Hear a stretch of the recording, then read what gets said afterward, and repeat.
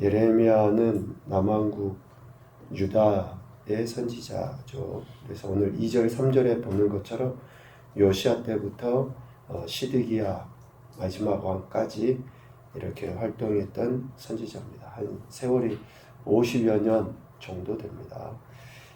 그는 유다 백성들에게 계속해서 하나님을 거역하고 하나님의 말씀에 불순종하면 하나님의 진노 심판을 받게 된다라는 것을 선포합니다. 하나님의 말씀을 계속해서 거역하면 하나님의 심판, 진노로 인해서 이방 나라에 포로로 잡혀가게 될 것이다. 그것을 눈물 흘리면서 거듭해서 경고를 하죠. 참 그 선지자의 마음이 어떠할지 충분히 우리 다 짐작을 하게 됩니다. 왜냐하면 우리가 그렇게 완고하고 그렇게 하나님 말씀을 계속 순종하지 않기 때문에 그렇죠. 예레미야서를 기록한 목적은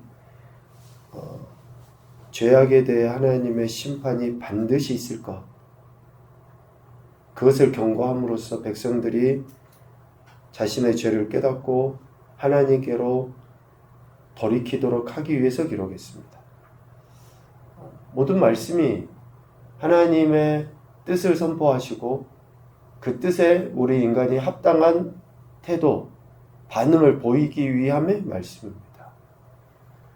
그래서 오늘 예레미야 선지자를 하나님이 택하셨죠.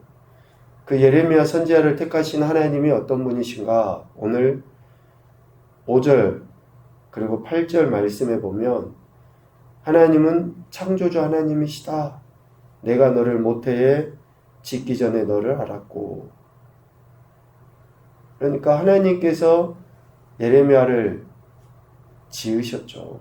오늘 우리 인생을 지으셨고 지금 불순종과 불충 가운데 있는 이스라엘, 유다를 지으셨어요. 그러니까 선지자를 세우신 분도 하나님이시고, 그러니까 지으셔서 선지자를 세우신 분도 하나님이시고, 또 그들에게 말씀하신 분도 하나님이시고,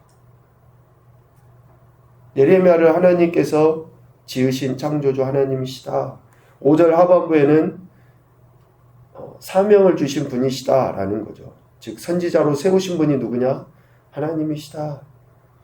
내가 배에서 나오기 전에 너를 성별하였고 너를 여러 나라의 선지자로 세웠다.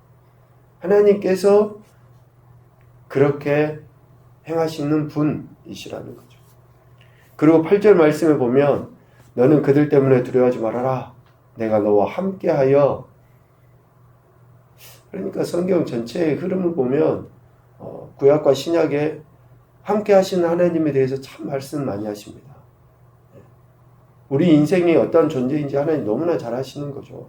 그래서 임마누엘, 예수님도 그러시지만 구약의 하나님도 택하신 백성과 택하신 종들과 함께 하셔서 하나님의 뜻을 나타내 보이시고 그 뜻대로 하나님께서 인도해 나가셔요.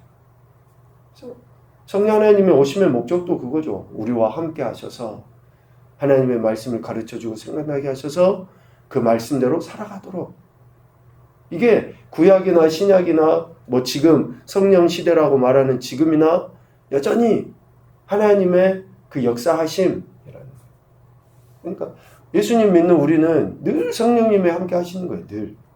내가 기도할 때만 성령님이 나와 함께 하시고 예배드리는 이 순간만 성령님이 함께 하시는 게 아니라 미안하지만 우리가 죄를 짓고 있는 그 순간에도 성령님은 함께하고 계시는 거죠. 그러니까 하나님께서는 예레미야 그리고 지금 지질이 말도 안 듣고 정말 완고하기 그지없는 남유다 백성들, 하나님이 지금 예레미야 선지자 한 사람만 보냈습니까? 아니잖아요.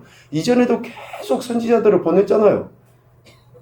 지금 멸망 직전에 있는 그들에게 하나님께서 선지자를 그냥 지금 처음으로 보낸 게 아니라, 그러니까 이토록 완고한 그들과도 여전히 하나님은 함께 하시는 거죠. 그러니까 또 선지자를 보내시고 끝까지 회개할 때까지 하나님께서 기회를 주시는 거죠. 창조 주시고 사명을 주시고 또 항상 함께 하시는 하나님, 되시는 것을 예레미야를 통해서 지금 나타내 보이시는 겁니다. 그 하나님께서 예레미야를 이스라엘 백성들에게, 유다에게 보내는 거죠. 예레미야가 이스라엘에게 보내질 하나님의 사자로 선택받은가? 그것은 결코 우연이 아니라는 겁니다. 오늘 우리가 예수님 믿고 그리스도인 된 거 결코 우연이 아닙니다. 그리스도인에게는 우연이란 있을 수 없어요. 모든 것이 하나님의 계획과 섭리 가운데 우리가 이것을 인정하는 것을 뭐라 그래요? 하나님의 주권을 인정한다 그래요. 하나님의 주권을 인정하는 거예요. 우리는 뭔가가 내게 좋고 잘 되면 하나님의 주권이라고 이야기하고 그렇지 않으면 그렇게 인정하지 않는 경향이 있잖아요. 모든 것이 하나님의 주권하심 가운데 이루어진 것이다. 하나님의 영원한 계획하심 속에 이루어진 것이다. 라는 거예요. 그리고 그 하나님이 함께 하시기 때문에 8절에 이야기합니다. 두려워하지 말아라. 하나님의 함께 하심 때문에 결코 두려워하지 말고 하나님께서 말씀하신 것을 선포하고 하나님 말씀을 삶으로 드러내야 되는 것이죠. 하나님은 창조주시고 사명자로 세우시는 분이시며 또 함께하여서 구원해 주시는 분이시다라고 이야기하는데 이 하나님에 대해 우리 인생이 보여야 될 태도는 뭡니까? 오늘 예레미야는 하나님께서 자신을 선지자로 세우셨다라는 그러한 말씀을 듣고 6절에 나는 아이라 말할 줄을 알지 못합니다 라고 이야기를 해요. 이 이야기는 예레미야가 자신은 경험도 없고 또 무지하고 미천한 존재입니다. 그런 겸손함의 표현이에요. 이것을 불순종하고 싶어서 그랬다. 딱히 그렇게 말할 필요는 없습니다. 이런 겸손함의 표현을 이미 모세를 통해서도 똑같이 보았던 내용 아닙니까? 출애굽을 위해서 사명자로 부름받은 모세가 하나님 앞에 했던 그런 표현하고 똑같습니다. 이러한 예레미야의 태도에 대해 하나님은 단호하게 명령하십니다. 7절 너는 아이라고 말하지 말아라. 내가 너를 누구에게 보내든지 너는 가며 내가 내게 무엇을 명령하든지 너는 말해라. 하나님께서는 예레미야의 이런 겸손에 대해 단호하게 이야기해요. 모세에 대해서도 그랬죠. 그러니까 우리 입장에서는 하나님 제가 그렇습니다. 이해할 수 있어요. 그런데 하나님께서는 다 계획이 있으신 거죠. 뜻이 있고 우리가 그 뜻을 모르니까 우리는 표현을 그렇게 하지만 그러니까 하나님께서 우리에게 이런 말씀하실 때 가장 좋은 것은 뭐예요? 여러분 나는 할 수 없어요. 부족해요. 그럴 때 제가 어떻게 해요? 이렇게 하지 말고 해보겠습니다.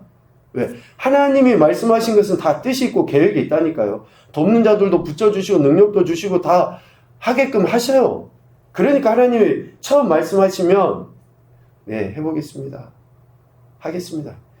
이게 좀 비유가 그렇지만 목회자들이 성도들에게 교사를 부탁하고 뭔가 하면 해보겠습니다. 이렇게 하는 것이 그거지.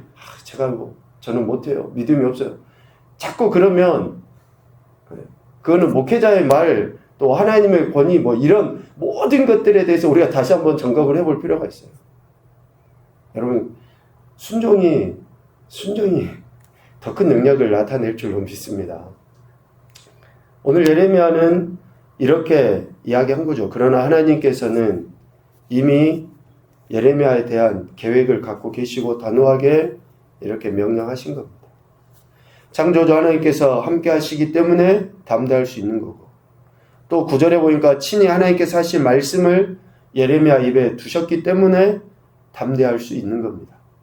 예레미야가 자기가 배운 지식을 이야기하는 것도 아니고 자기가 경험한 것을 가지고 유다 백성들에게 가는 것도 아니고 하나님이 함께 하시고 하나님이 그 입에 주신 말씀을 선포하는 거니까. 택하셔서 부르시고 보내신 하나님께서 친히 함께 하시고 선포할 말씀까지 그 입에 주셨기 때문에 예레미야는 오직 하나님만을 신뢰하며 주어진 사명을 감당해야 하는 거죠. 이것이 택함받은 사명자가 하나님 앞에서 보여야 될 태도입니다. 이러한 태도를 취할 때, 하나님께서 주신 말씀을 선포할 때 하나님의 말씀이 능력을 나타내 보입니다. 지금 이 부분은 10절, 9절, 10절 말씀을 여러분 다시 한번 봐보십시오. 예레미야가 하나님의 택함을 받고 하나님이 그 입에 주신 말씀을 선포를 해요. 그러면 그 말씀이, 하나님의 말씀이, 하나님이 능력을 나타내 보이셔요. 9절, 여호와께서 그의 손을 내밀어 내 입에 대시며 여호와께서 내게 이르시되 보라 내가, 그러니까 하나님께서 지금 내가 내 말을 예레미야 네 입에 두었다. 보라 내가 오늘 너를 여러 나라와 여러 왕국 위에 세워 네가 그것들을 뽑고 파괴하며 파멸하고 넘어뜨리며 건설하고 심게 하였다. 그러니까 예레미야가 하나님의 말씀, 하나님 주신 말씀을 선포할 때 예레미야가 여러 왕국들, 나라와 여러 왕국들을 뽑고 파괴하고 파멸하는 게 아니라 하나님의 말씀이 그렇게 하였다라는 거예요. 그렇게 하신다라는 거예요. 그러니까 우리는 전적으로 하나님의 도구에 불과해요. 하나님께서 하시고자 할 때 우리가 쓰임받는 그 자체로 우리는 그냥 영광인 거예요. 내가 뭔가를 해서 뭐 새롭게 하고 바꾸고 변화시키고 저 사람을 조금이라도 구원으로 인도했다. 여러분 우리는 아무것도 아니라고요. 하나님께서 예레미야를 도구로. 왜? 하나님의 말씀이 그 자체가 능력이잖아요. 하나님의 말씀 그 자체가, 우리 아는 말씀이지만 히브리서 4장 12절과 13절 말씀은 찾아서 한번 읽어보도록 하죠. 선지자들을 통해서 하나님이 선포하신 그 모든 말씀의 능력의 근간이 되는 말씀. 히브리서 4장 12절 13절.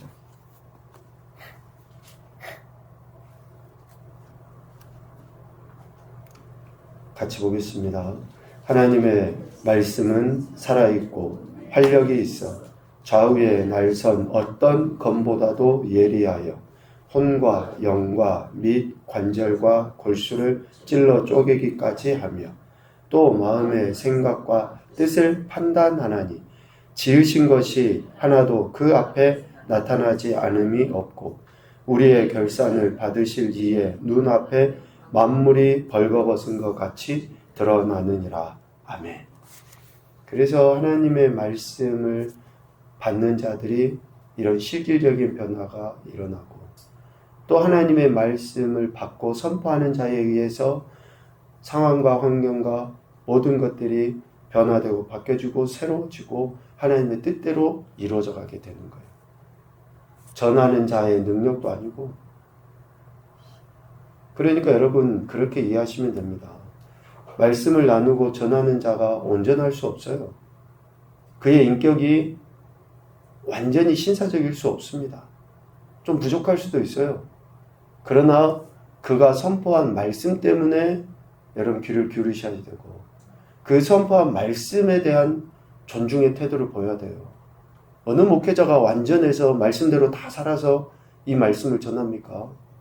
여기 있는 저도 너무 부족하고 모자란 거 여러분 다 아시잖아요. 그런데 하나님 말씀에 여러분들이 마음을 두셔야 돼요. 그래서 그 말씀을 듣고 순종하면 여러분들에게 유익인 거예요. 이 말씀대로 이 말씀을 선포해놓고 선포하지 못하는, 그러니까 말씀대로 선포해놓고 그것대로 살지 못하는 저 같은 인생에 대해서는 또 하나님이 알아서 하시겠죠. 그러니까 말씀 자체에 여러분들이 마음을 두셔야지 된다. 예레미야는 이렇게 자신의 부족하고 연약함이 있지만 하나님께서 그러한 자신을 통해서 10절과 같은 일을 하실 것이다 라는 그러한 그 확신을 갖고 이제 하나님 앞에 쓰임을 받게 되는 것을 우리가 보게 됩니다. 첫 번째 교훈입니다. 창조주 하나님께서 임마누엘 하심을 잊지 말고 살아가자. 오늘 우리를 지으시고 또 우리에게 사명, 사역, 삶을 허락하신 하나님께서 늘 함께하고 계심을 잊지 말자. 그래서 우리 안에 또 어떤 외적인 유혹이 내적이든지 외적이든지 이런 죄가 우리를 넘어뜨리려 할 때 하나님을 얼른 생각해야죠. 함께하고 계시는 그 하나님. 두 번째, 하나님의 부르심의 은사는 후회가 없으심을 신뢰하자. 우리를 부르시고 우리를 이렇게 사명자로 세워주시는 것들에 대해서 하나님은 결코 후회하지 않으십니다. 하나님은 후회하지 않으시는데 우리가 그 하나님의 뜻을 따라가지 않으면 우리가 버림받아요. 하나님은 우리 아니어도 얼마든지 하나님 나라를 이루어가시고 얼마든지 하나님 뜻을 나타내셔요. 그러니까 우리가 해야 되고 할 수 있는 것은 그 하나님의 뜻에 귀를 기울여 순종하는 것밖에 없다. 세 번째, 하나님의 말씀이 내 영과 육 그리고 세상 모든 사람과 만물을 새롭게 함을 확신하자. 하나님 말씀이 우리 자신을 변화시킬 뿐만 아니라 내 영과 육 그리고 세상 모든 사람과 만물을 새롭게 한다. 하나님 말씀. 그래서 여러분 말씀을 늘 가까이 하셔야 됩니다. 읽고 생각을 많이 하셔야지 돼요.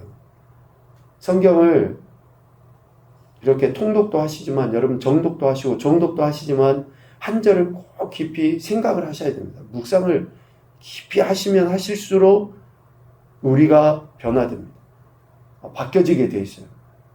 내 옛사람이 죽어지게 돼 있고 왜? 히브리서 4장 12절 말씀처럼 정말 그 예리한 검이 나를 찔러 쪼개고 계속 도려내기 때문에 그래요. 여러분 그러니까 말씀을 계속 생각을 하셔야 됩니다. 그러면 하나님께서 우리를 새롭게 하시고 온전케 하시며 은혜들을 우리가 경험하게 될 것입니다. 이제 앞으로 우리 예레미야 말씀을 이렇게 당분간 쭉 보게 될 텐데요. 하나님께서 예레미야를 택하셨다는 것, 그리고 예레미야를 보내셨다는 것, 우리를 그렇게 행하셨다는 것에 대한 신뢰가 말씀에 대한 바른 태도로 나타나야 된다는 것을 꼭 기억하시고 예레미야 말씀 가운데 더 많은 은혜들을 받으셨으면 좋겠다 생각합니다. 오늘도 저와 여러분을 창조하신 하나님, 임마누엘 하신 하나님을 생각하면서 범사에 감사와 찬양과 영광 올려드리시는 귀한 한 날이 되시기를 주님의 이름으로 축복합니다. 아멘.